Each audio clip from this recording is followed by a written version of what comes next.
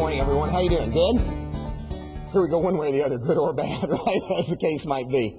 Everyone, I've been an attorney since 1974, and as the days have come and the days have gone and the years have come and the years have gone, it's become apparent to me that the area of human resources in the law is an area full of myth and fantasy and urban legend. And organizations that don't take the time to actually understand what the law is all about and how to apply it in day-to-day situations, that organization is doomed to litigation or to actually disrespecting its work staff or, if you will, asserting rights it doesn't have or not availing itself of rights they do have. So everyone, honestly, you have to understand that it takes analysis of a set of facts to really understand what human resources law is all about. And you know, a lot of you say, well, okay, but aren't a lot of the situations more clear-cut? No, actually, they're not. They never seem to be real easy. The idea that, well, listen, honey, I'm sorry, we don't think that a woman can do this job. No, everyone, it's never quite that easy. It's never quite that clear-cut. That someone's made a decision based on race, religion, age, sex, veteran status, physical disability, and so forth. No, it's always a little bit fuzzy. Let's say that a lady applicant, a female applicant, comes in to apply for a job. And the interviewer says, are you married? And the lady responds, why, no, I'm not. The interviewer says, listen, I'm sorry, our organization has a policy that we only hire married people because we believe that they're more stable, you know, and so I'm sorry, I can't help you out. Everyone, is that discrimination? Discrimination based on what? I see some body language and going, yeah. Based on what? Marital status. But once again, you see, unless a state has a specific law that makes marital status, into a protected group, then once again, it doesn't sound quite right, but everyone, that would not be illegal. How about this? What if a man comes in and the interviewer asks the same question? He says, are you married? And the person says, why, no, I'm not. And then they go on and they complete the interview, and in fact, the job gets offered. Now, is that discrimination? To whom?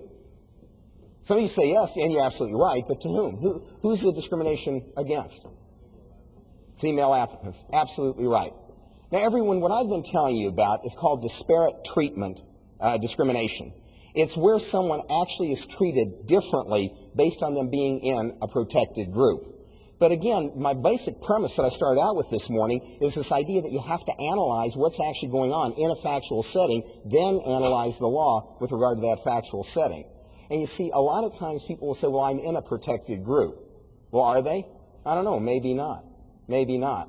Let me give you an example of that. Everyone, what if I'm in a wheelchair? I have no legs, and I want to apply to you for a job in your security department. I want to be a security person for you. What do you think? Are there any jobs that I could do in your security department where my being in a wheelchair has absolutely nothing to do with it? Sure, what is it?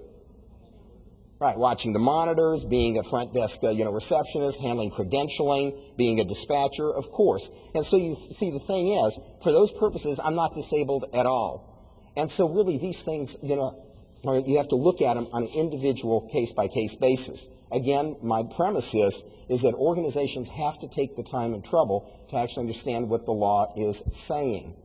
Now, some of you might say, well, listen, everything you've used this morning, somebody had an ill intent. Well, listen, intent isn't a matter of what's in your head and your heart. It's what your actions actually manifest. And a lot of you have supervisors and lead people who have a lot of direct reports, and you haven't taken the time to actually explain to them what to do or what not to do so they don't end up actually discriminating almost by accident. I'll give you an example. A number of years ago, a friend of mine who's African American went scuba diving in Jamaica. Well, he comes back from the trip, and oh, is he excited. Scuba diving, scuba diving, scuba diving. The week he comes back, his organization is doing interviewing. Well, he happens to be an executive with one of the telecommunications companies in Kansas City. So he's one of the interviewers. An applicant comes in and begins to speak. And based on the man's accent, it's obvious he's either from Haiti or from Jamaica. So what does my African-American friend ask him? Y'all ready for this one? Hey, man, where are you from? Ooh, there's a question to ask in an interview. There's a corporate death wish, right? Guy says, I'm from Kingston. My friend says, oh, man, listen, I was in Kingston last week, blah, blah, blah, blah. Doesn't hire him. Guy runs right down to the EEOC, the Equal Employment Opportunity Commission, files a grievance, says that my friend discriminated against him based on national origin. Asked him where he was from. Now, does anyone in here think that my friend, was a bigot? Of course not. That took 6 months of, mediation and meetings and so forth to make that go away. And you see, everyone, that's the problem. Your intent will be inferred from your actions, not what's in your head or your heart. And so we have to actually train our individuals, our supervisors, on what the law is actually all about.